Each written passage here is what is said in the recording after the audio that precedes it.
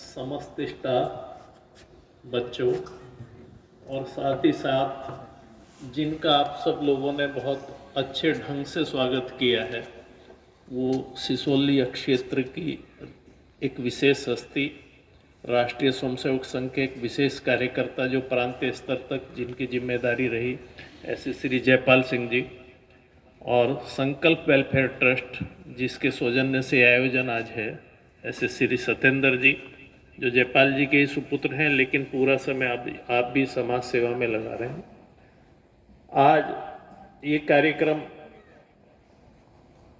मुझे तो ये प्रेरणा देता है कि जयपाल जी पिछले काफ़ी समय से बीमार चल रहे थे, लेकिन इस बीमारी में भी मन में है कि मेरे पास जो है वो मैं समाज को बांट दूं।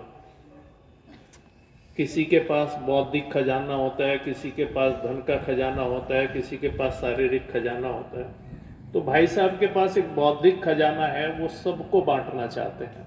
उस दृष्टि से ये आपके बीच में आए हैं, इतनी शारीरिक रूप से विपरीत परिस्थितियों में भी। और मुझे लगता है कि आज आपने जो इनका स्वागत किया है, उससे इनका उत्साह और अधिक बढ़ेगा और ये और अधिक सक्रियता के साथ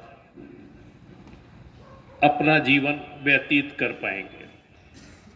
मेरे लिए जो विषय है, वैसे तो पर्यावरण है, लेकिन पर्यावरण विषय बहुत बड़ा है, तो मैं कुछ कम शब्दों में ही उसे दूसरे तरीके से परिभाषित करने की कोशिश करूंगा। क्योंकि कम उम्र के बच्चे हैं तो उसे थोड़ा समझ में भी शायद आ जाए कि एक बार राक्षस जो है ना, विष्णु भगवान के पास गए। अभी हम कह रहे थे ना, ईश समय देते हैं सब कुछ, तो उसी के पास गए, ईश के पास राक्षस लोग।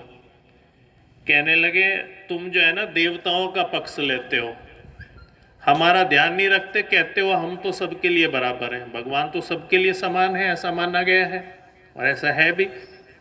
तो राक्षस लड़ने लगे उनसे कि आप जो है ना देवताओं का पक्ष लेते हो, हमारा पक्ष नहीं लेते।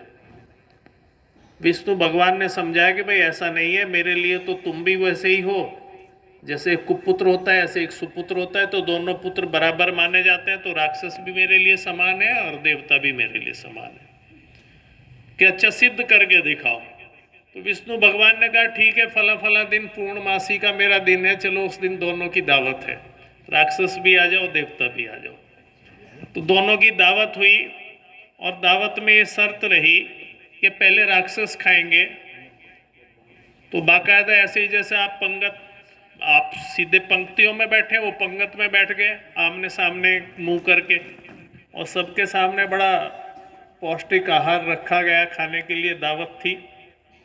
लेकिन एक शर्त थी खाने में कि यहाँ कोहनी में एक फंचक बांधी गई थी, यहाँ पे एक लकड़ी बांधी गई थी जिससे हाथ मुड़े ना खाने के लिए। तो राक्षसों ने अब खाना शुरू किया, तो खाएं कैसे? वैसे जाए हाथ ऊपर और ऐसे फिर आए, तो कभी मुंह खराब, कभी कपड़े खराब, ऐसे करने लगे। तो सारा खाते खाते थोड़ी देर में पेट तो भरा नहीं, लेकिन जितना भी खाया उन्होंने, उनका सारा हुलिया खराब हो गया। उनका समय समाप्त हुआ 20 मिनट का, 25 मिनट का, फिर देवताओं का नंबर आया। तो देवताओं को भी ऐसे ही परसा गया। तो देवताओं ने क्या किया कि जो सामने बैठा था उसके मुंह में उसने दिया और दूसरे ने दूसरे के मुंह में दिया। तो ना तो खाना गिरा और खाना पेट भी भर गया सबका। तो देवता का मतलब जो देता है, दूसरे को देता है, तो अपने आप उसे मिल जाता है। पर्यावरण भी एक ऐसी चीज है कि अगर हम, ये पर्यावरण का मतलब ऊपर का जो आवरण हमें दिखाई दे रहा है, मेरा शरीर दिखाई दे रहा है, लेकिन मेरे शरीर में कोई चीज है, वो अगर निकल जाए तो शरीर बेकार है। इसी तरह जो ऊपर का आवरण है, लेकिन फिर भी इस आवरण को हम अच्छा रखते हैं। जैसे अगर आप वस्त्र पहन के ना आए तो खराब लगेंगे, अंडरवियर बनियान में आ जाए तो खराब लगेंगे, लेकिन हम पैंट शर्ट बाकायदा बाल बना के, बाल भी बिखरे हुए तो खराब लगेंगे। उसी तरह से ये पर्यावरण है, इस पर्यावरण को सुरक्षित रखने की जिम्मेदारी बिल्कुल उसी तरह से जैसे हम अपने शरीर को सुरक्षित रखते हैं या स्वस्थ रखने के लिए जो जो करते हैं, वो काम हमें पर्यावरण को सुरक्षित रखने के लिए करना चाहिए। क्योंकि ये पूरा का पूरा जो दिख रहा है हमें, ये हमारा शरीर ही है। इस शरीर को स्वस्थ रखने के लिए।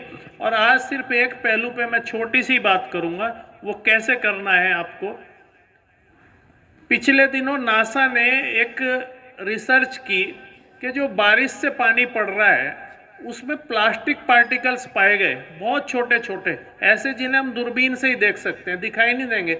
यानी कि पानी में भी प्लास्टिक आ गई है।